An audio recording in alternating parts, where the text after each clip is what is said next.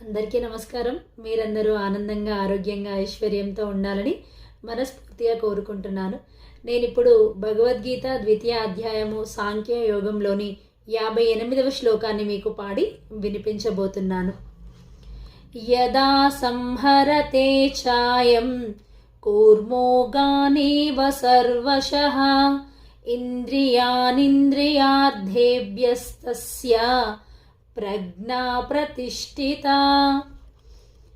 తాబేలు తన అవయవాలను చిప్పలోనికి ముడుచుకునే రీతిగా, అంటే దానికి ఏదైనా తగలగానే అది తన చిప్పలోనికి తిరిగి వెళ్ళిపోతుంది.